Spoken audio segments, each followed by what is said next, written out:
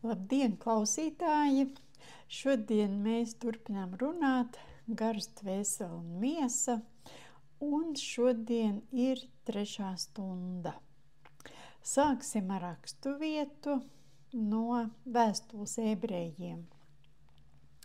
Vēstule ebrejiem 9. nodaļa no 11. līdz 15. pantam.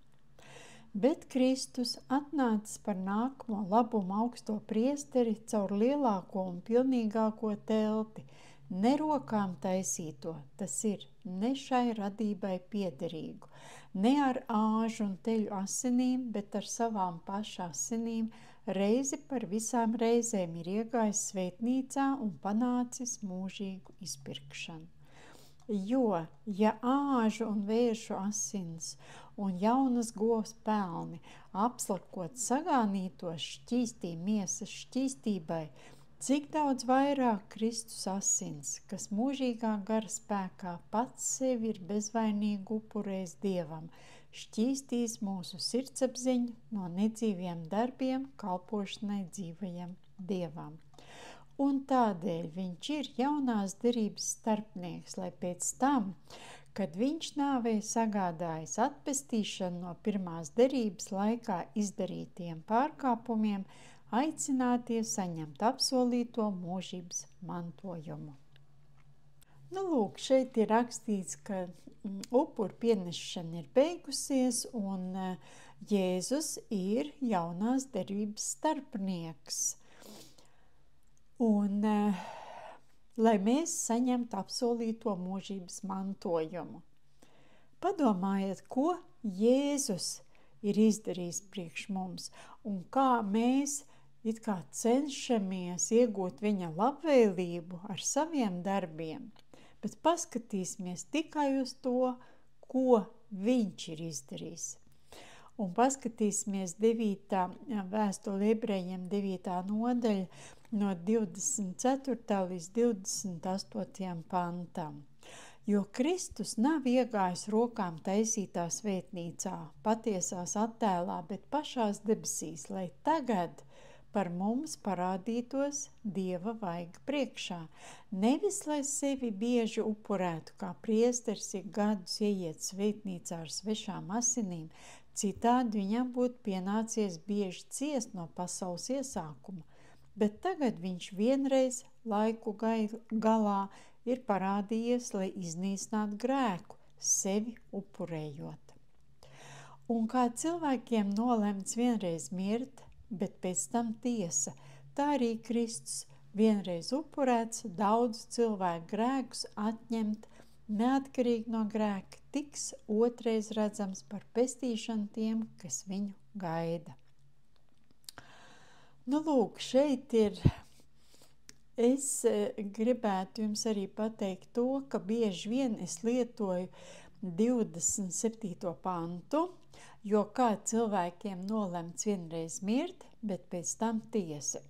Kad es kādam evaņģelizēju par Jēzus upuri, tad, kādi cilvēki man saka, ir taču vairākas dzīves cilvēkam. Un, viņi ir dzirdējuši dažādas reliģijas vai dažādas sektu mācības, un viņiem ir iemācīts, ka viņiem ir vairākas dzīves. Un tad es lasu šo pantu, un kā cilvēkiem nolemts vienreiz mirt, bet pēc tam tiesa. Tad viņi tā aizdomājas, un tā kā tas ir Dieva vārds, tad viņi arī tam piekrīt.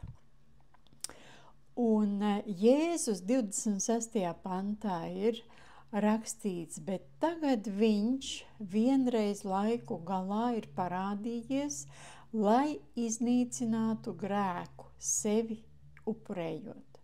Jēzus iznīcināja grēku. Tie, kas notic viņa upurim, kas pieņem šo glābšanu, Kristus vienreiz upurēts daudzu cilvēku grēkus atņemt, neatkarīgi no grēka, tiks otrais redzams par pestīšanu tiem, kas viņu gaida. Lūk, mūsu grēki ir noņemti. Un arī vēstulē ebrejiem 10. nodaļa, 1., 2. pants saka, jo bauslībai piemīt nākamo labumu ēna, ne pats lietu veids nekad nevar ik gadus ar tiem pašiem upuriem, ko nepārtraukti atnes, padarīt pilnīgus tos, kas ar tiem tuvojas. Jo vai citādu upurēšana nebūtu mitējusies, tāpēc, ka upurētāji reiz šķīstīt neapzinātos vairs nekādus grēkus.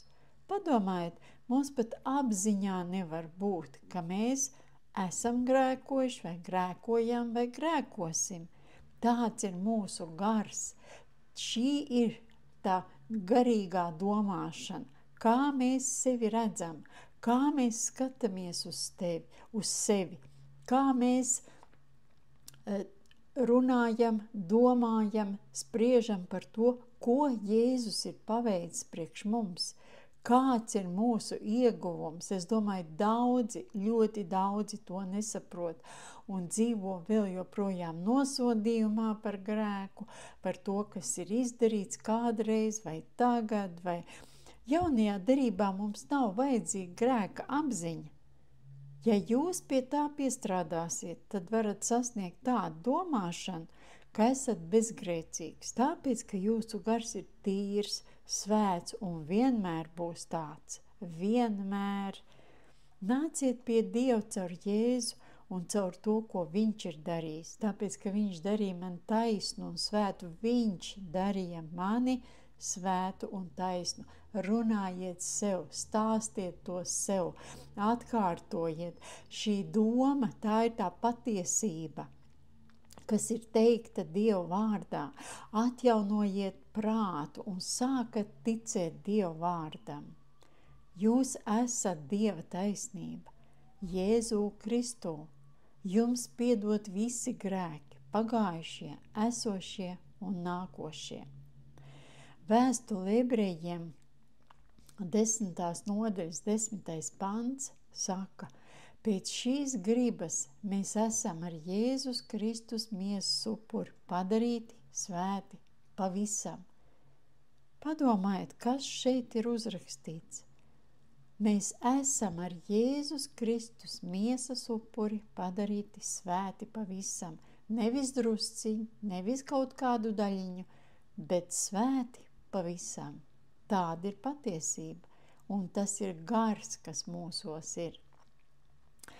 Vēstulē ebrejiem no 10. nodaļa no 11. līdz 14. pantam.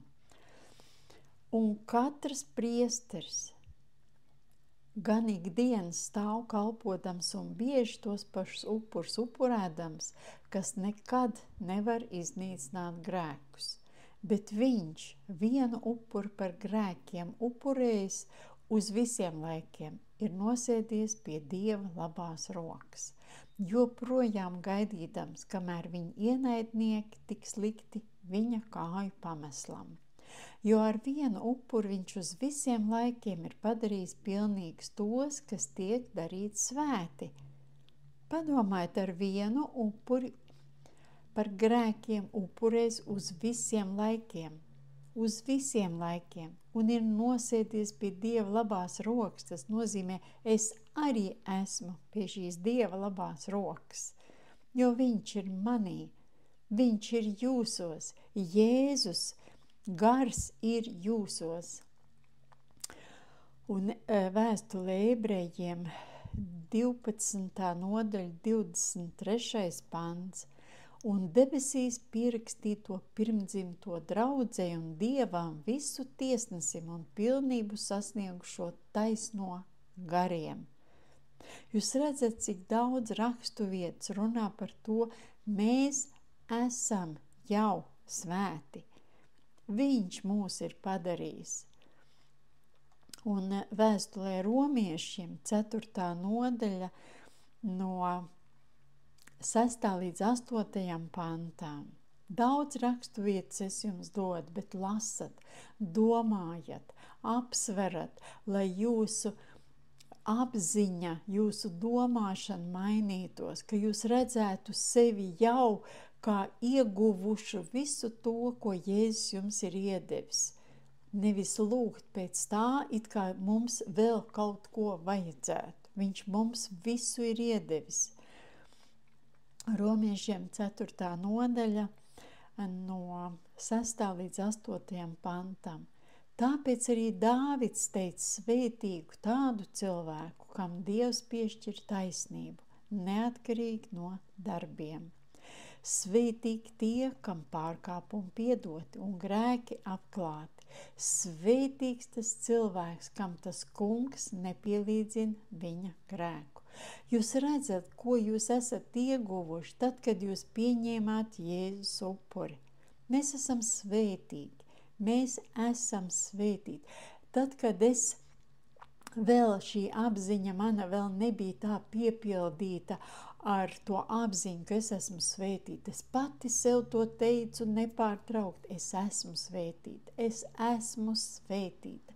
Es esmu svētīta. Dariet to, lai jums nāk šī atklāsme, ko Jēzus ir izdarījis, paveicis priekš jums, kas par vērtību jūs esat Dievam. Nedzīvojiet vainas apziņā, nedzīvojiet apsūdzībā, gan sevi, gan citus. Mums rodas viens parasts jautājums, un tas ir uzrakstīts vēstulē romiešiem 6. nodaļā. Ko lai sakām, vai paliksim grēkā, lai vairojas žēlstība? Nekādā ziņā ne. Un nākošie 2 panti. Kā lai mēs, kas grēkam esam miruši, vēl dzīvojam tajā? Jeb vai jums nav zināms, ka mēs visi, kas Jēzus Kristus vārdā esam kristīti, esam iegremdēti viņa nāvē? Dieva taisnība nav pamatota mūsu darbībā. Ja jūs no sirds atnācāt pie Dieva, Dievs izmainīja jūsu dabu. Un 1. Jāņa vēstule 3. nodaļas 3. pants saka, katrs, kam ir šī cerība uz viņu, šķīsta sevi pašu, kā viņš ir šķīsts. Jūsu gars ir izmainīts, un jums grēkojot vairs nav nekāda prieka. Katrā cilvēkā Dievs ieliek nevēlēšanos grēkot. Ja mēs sludinām bauslību, tad tas grēku pastiprina, to saka Dieva vārds. Kas ir bauslība? Likumi, noteikumi. Tā bija vecajā derībā. Un 1. korintiešiem 15. nodaļas 56. pants saka, nāves dzēlots ir grēks, bet grēka spēks ir bauslība. Grēka spēks ir bauslība. Padomājiet, ja jūs sev vai citiem stāstat, ko nedrīkst, ko nevajag darīt, tad rodas šī vēlēšanās tieši otrādi darīt to. Un tāpēc grēka spēks ir bauslība. Grēks atdzīvojas līdz tādai pakāpei, lai mēs saprastu, ka mums ir vajadzīgs glābējs. Katram mums ir vajadzīgs glābējs. Romiešiem 7. nodaļa 9. pants saka, es kādreiz dzīvoju bez bauslības, bet, kad nāca bausles, grēks kļuva dzīvs, bet es nomiru. Jūs redzat, daudz pantu, daudz rakstu vietas, un šīs rakstu vietas tiešām ir jālasa un jāpārdomā. Galtiešiem 3. nodaļa 24. pants. Tātad bauslība līdz Kristum ir bijusi mūsu audzinātāja, lai mēs ticībā kļūtu taisnot. Mums visiem cilvēkiem vajadzīgs glābējs.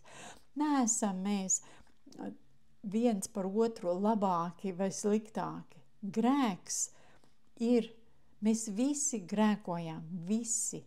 Mums visiem trūkst dievišķās godības. To saka Bībele. Visiem.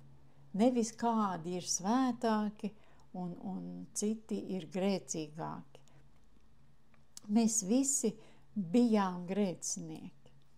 Vēstulē ebrejiem 13. nodaļa 8. pants saka, Jēzus Kristus vakar un šodien tas pats mūžīgi. Viņš ir vakar un šodien tas pats mūžīgi vienmēr. Bauslība netika dota, lai mēs pieveiktu grēku, bet gan parādīt to, ka grēks jau mūs ir pievārējis, un lai mēs Kristus ceļiem lūgtu Dievu pēc glābēja. Ja jūs patiesībā esat atnākuši pie Dieva, tad jūsu dabiska vēlēšanās ir dzīvot Dievam. Un tā ir dabiska, nevis jūs piespiežat sevi. Un 1. Jāņa 3. nodaļas 3. pants saka, katrs, kam ir šī cerība uz viņu, šķīsta sevi pašu, kā viņš ir šķīsts. Mums ir jāsaprot tas, kad mēs lasam rakstus, ka mums tiem ir jātic. Un jālasa tik ilgi, lai tiešām atnāk atklāsme par to, kas mēs esam Jēzu Kristu, ko Jēzus jau ir paveicis priekš mums. Nevis visu laiku domāt, ko es vēl varu izdarīt, lai Dievs būtu labvēlīgāks pret mani. Ko es vēl varu, ko es vēl nedaru, kāpēc Dievs neatbild. Tā ir pilnīgi nepareiz domāšana. Grēks atver durvis Sātanam jūsu dzīvēm. Vēstule romiešiem 6. nodaļa 16. pants saka, vai nezināt, ka tam, kam jūs sevi nododat par paklausīgiem kalpiem, jums arī kā kalpiem jāklaus, vai nu grēkam uz nāvi, vai paklausībai Dievam uz taisnību. Mēs varam izvēlēties, kam mēs paklausīsim, Sātanam vai Dievam. Sātans grib atnest jūs dzīvē nāvi visādos veidos. Viņam ir pieeja jūsu miesai un dvēselei. Viņam ir pieeja jūsu miesai un dvēselei, bet ne garam.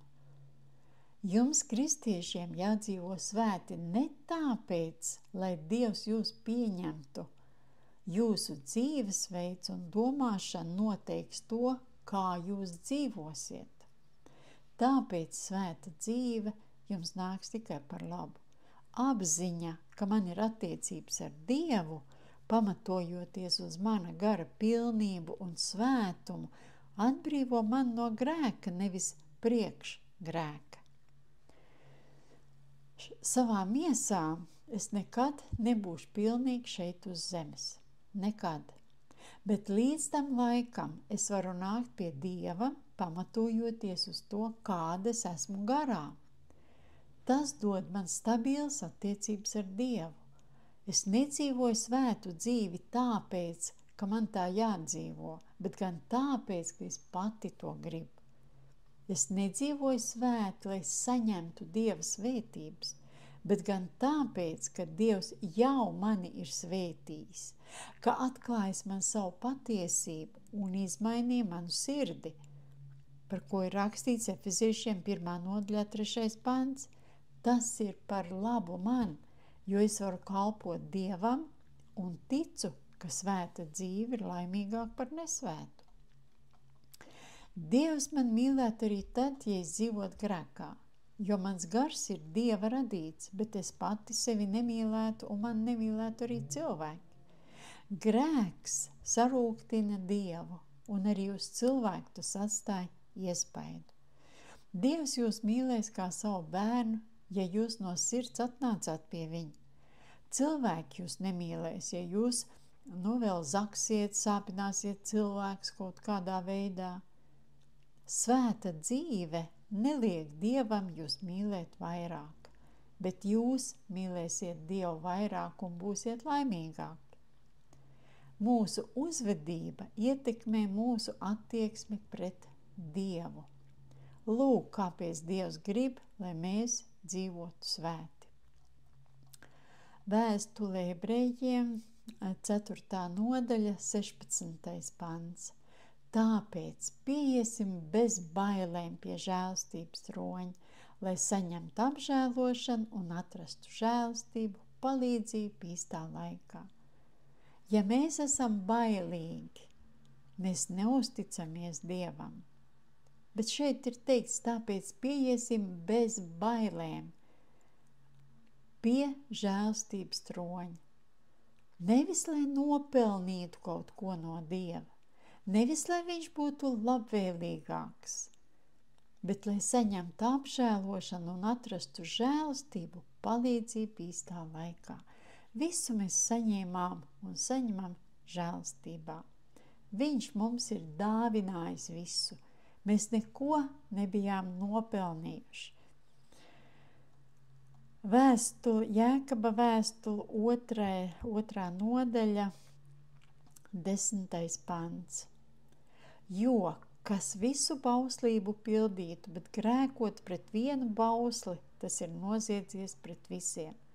Kāds brīnišķīgs pants.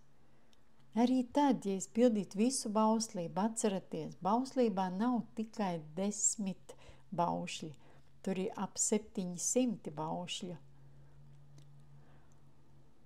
Bet, ja es grēkoju pret vienu bausli, tas ir noziedzies pret visiem.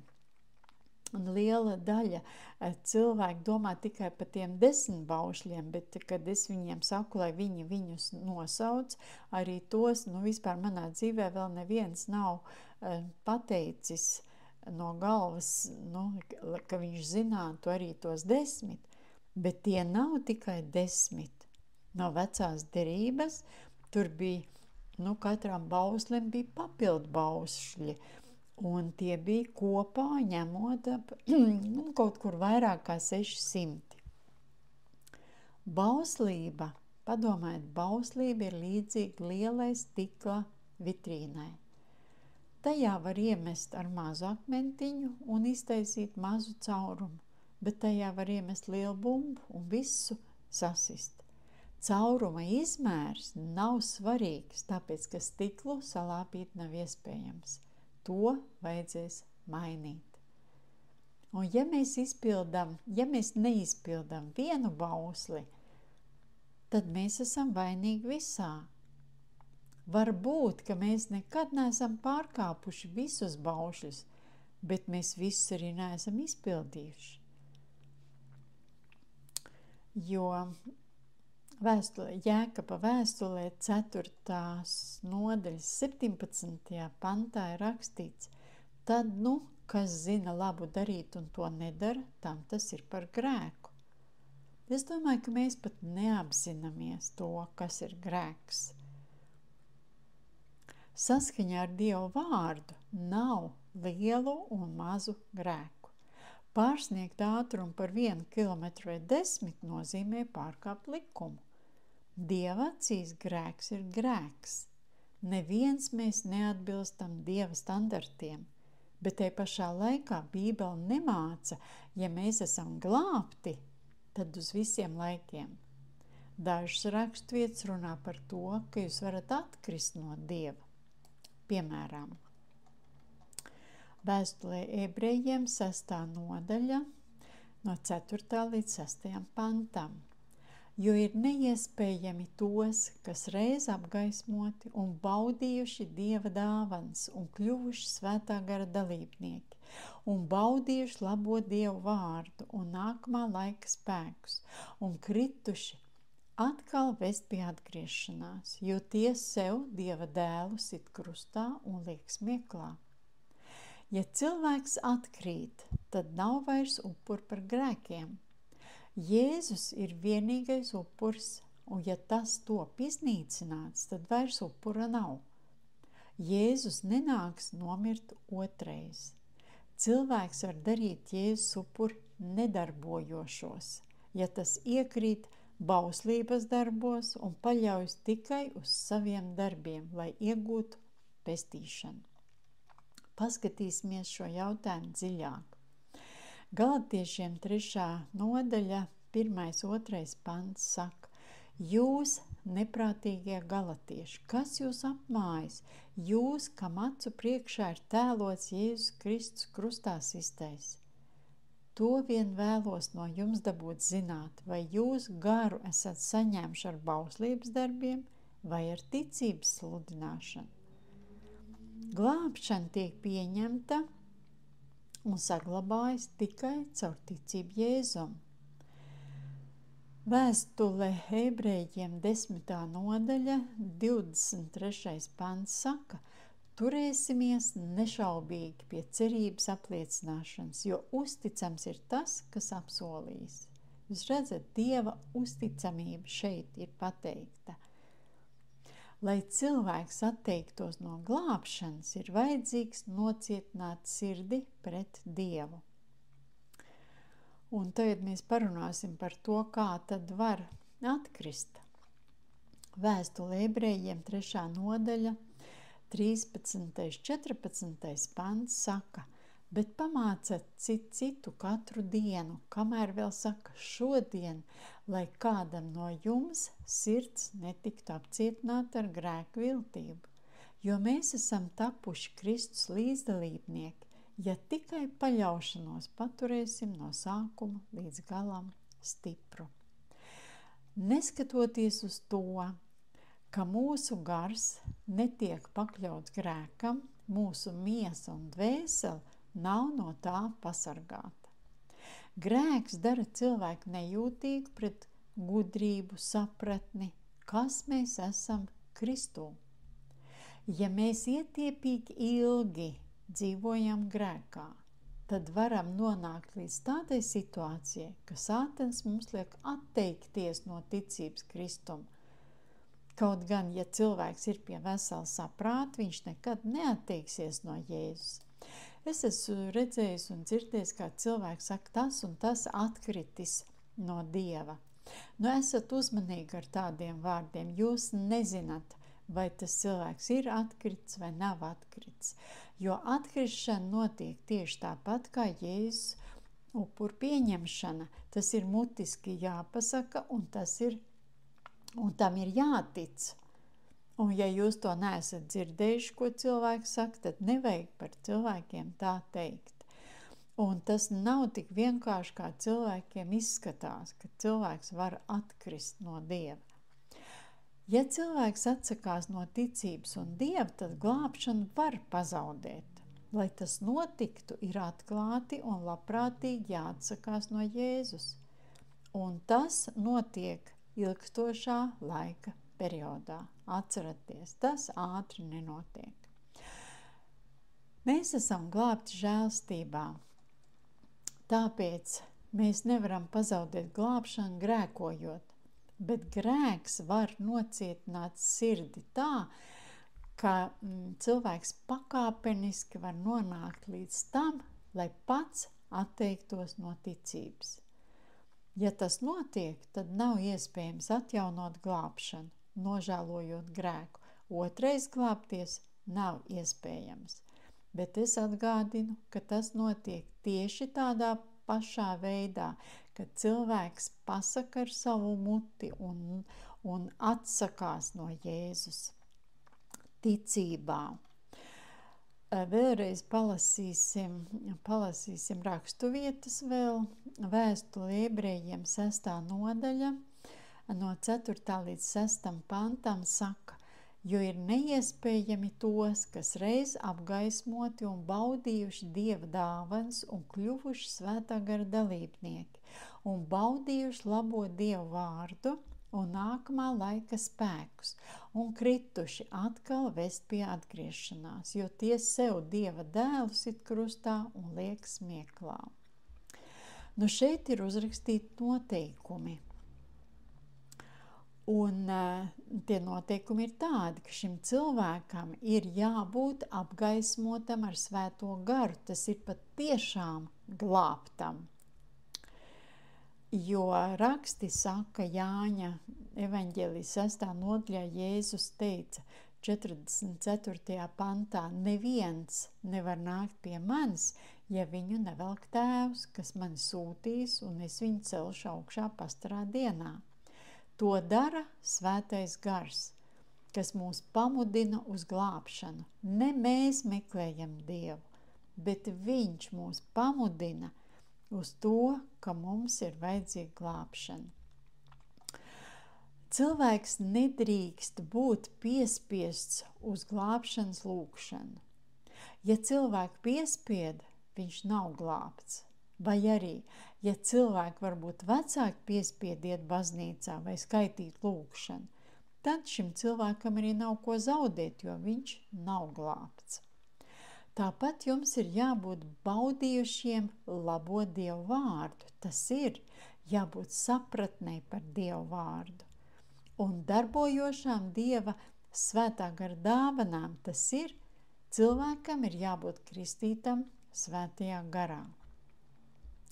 Nākamā laika spēki, ko tas nozīmē? Tas ir cilvēks, kas praktizē svētā gara dāvanas. Vārds sakot, lai cilvēks atbilstu šiem principiem, viņam jābūt nobriedušam kristietim.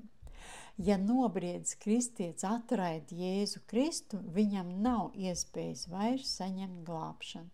Tāds cilvēks nonāk zem lāsta un ar to viss pateikts. Jēzus teica, ka svētā gara zaimošana ir nepiedodams grēks. Mateja 12. nodaļa 31. pants. Tāpēc es jums saku, ik katru grēku un ik katru zaimošanu cilvēkiem piedos, bet gara zaimošanu nepiedos. Es esmu dzirdējis un es domāju, ka mums katram ir bijusi saskare ar cilvēkiem, kas mums liekas, ka viņi ir atkrituši no Dieva.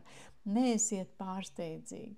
Visi šie noteikumi, kas šeit ir uzrakstīti, šajos pantos, tas attiecas uz nobriedušiem kristiešiem. Un tādu cilvēku, kas atkrīt, nav tik daudz no tiem, kas ir nopietni pieņēmuši Jēzu par savu glābēju. Nu, kā tas notiek? Es atceros vienu stāstu, ko Kenneths Hagins aprakstīja kādā grāmatā. Varbūt, ka es nestāstīšu to tik precīzi, kā tur bija diezgan pasen lasīju to grāmatu, bet man palika atmiņā tas stāsts, kā tas reāli var notikt. Un viņš stāstīja par viena mācītāja ģimeni, kur sieva dziedāja slavēšanā un vīrs bija mācītājs. Un šī sieva sāka domāt par to, protams, sātans viņai šo domu pasvieda, ko viņi tur dzied tādā mazā draudzē, ka viņi var dziedāt lielai publikai, ka viņai skaista balss, lai viņi iet pasaulē un dzied, ka tur viņai būs lielāki panākumi. Un viņa aizgāja dziedāt pasaulē, un tad viņa izšķīrās no vīra, tad viņa apprecējās vēl vairākas reizes, un tā aizgāja, jāsaka, tas ritenis sāka griezties nepareizā virzienā. Viņa bija svētā gara kristīta, viņa jau bija kalpošanā, viņa bija tajos noteikumos, kas šeit bija aprakstīti, par ko es stāstīju. Un beigu rezultātā tad arī viņa atteicās, viņa nolādēja Jēzu, kā Kenneths Hagins to uzzināja. Viņš par šo sievieti lūdza. Viņš par viņu lūdza, lai viņa, jāsaka, nāk pie prāta, lai viņa nāk, atgriežas pie Dieva no grēka. Un tad kādu dienu Dievs teica, lai nelūdz vairāk, kad viņa ir atteikusies no Jēzus. Tā kā tādi gadījumi nav daudz. Mēs nevaram teikt, ka tur jauns kristietis, kas ir tikko atgriezies, viņš jau nesaprot. Tas ir tā kā bērni, kas, mazi bērni, viņiem kaut kas nepatīk, un viņi saspītējās, un te viņi tā kā iet no mājas ārā, viņam vairs mammu nevajag, ja? Tā ir tāda bērnišķīga rīcība, un Dievs zina un redz tos. Varbūt cilvēkiem vienkārši nav bijis iespēja arī saprast, nav cilvēki, kas viņu ir mācītu, un tad šī tāda vieglprātīga atteikšanās, it kā man Dievu nevajag vai man baznīcu nevajag, tas ir pavisam kaut kas cits. Šeit iet runa par nopietnu atteikšanos, kad kad cilvēks jau saprot, ko viņš dara. Un ko Pāvils saka, ka viņš ir apžēlos. Paskatīsimies, ko Pāvils saka, jo pirms viņš bija glābts arī, viņš ticēja Dievam, viņš bija bauslībā. 1. Timotejam, vēstule 1. Timotejam, 1. nodaļa, 13. pants saka: kaut gan iepriekš biju zaimotājs, vajātājs un varmāk, tomēr es esmu apžēlots, jo es nezinādams esmu darījis to neticībā. Tas nozīmē, ka grēks, kuru nepiedod, ir atkarīgs no zināšanas vai nezināšanas. Lai atteiktos no tā kunga ir, es te uzrakstīju, teiksim, tos noteikumus, to kopsavilkumu, kam ir jānotiek, lai atteiktos no Jēzus. Jābūt ir nobriedušam kristietim, piedzimušam no augšienes, kristītam svētajā garā, zinošam Dieva vārdu un arī cilvēks, kas lieto svētā gara dāvanas. Tikai tad uz cilvēku gulstas atbildība. Vēstule romiešiem 1. nodaļa no 28. līdz 32. pantam. Tad, tāpat kā viņi nav turējuši cieņā viņiem doto Dieva atziņu, Dievs sagandējis viņu prātu, ka viņi dara to, kas neklājas. Tie piepildījuši savu dzīvi ar visādiem netikumiem, netaisnību, samaitātību, iekāri, ļaunumu, skaudību, slepkavību, ķildām, krāpšanu, ļaunprātību, mēlnesību.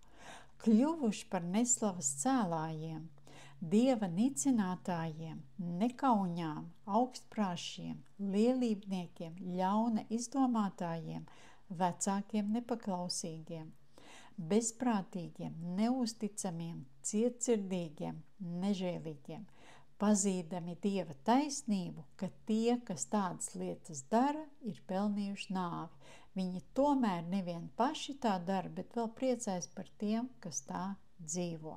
Jūs redzat, šeit arī ir teiks par tiem, kas ir atkrituši, viņi ir bijuši, viņi ir iepazinuši Dievu, un tad viņi ir aizgājuši. Dievs sagandē viņu prātu, noņemot svēto garu, kas norāda uz sirdsapziņu. Ja cilvēks grēkojas nezināšanas un pēc tam nožēlo, kā to izdarīja Pāvils, cilvēkam tiek piedots.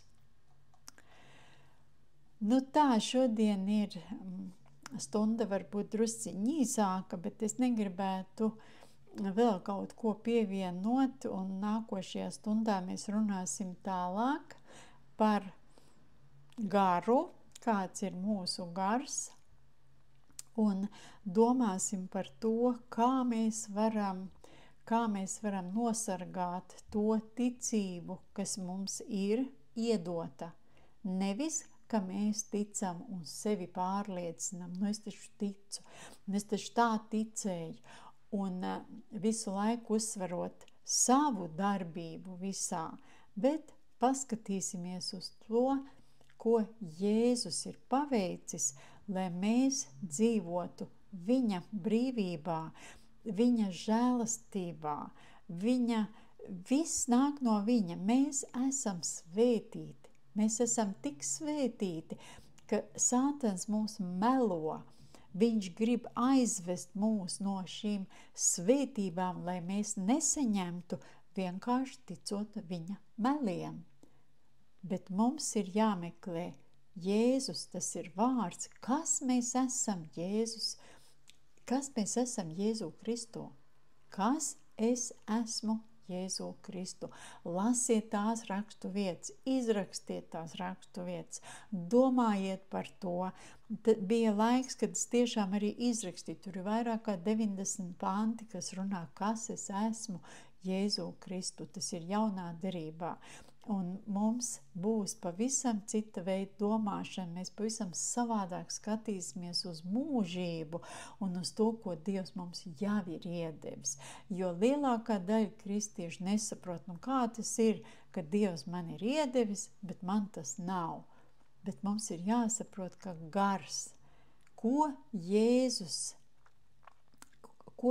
paveic, lai manā garā viņš būtu. Un viss gods, slava, pateicība, tas ir viņam. Nekas no manis. Tā ir Dieva žēlstība. Āmen. Tiekamies pēc nedēļas un mācīsimies tālāk. Paldies jums, ka klausījāties. Visu labu!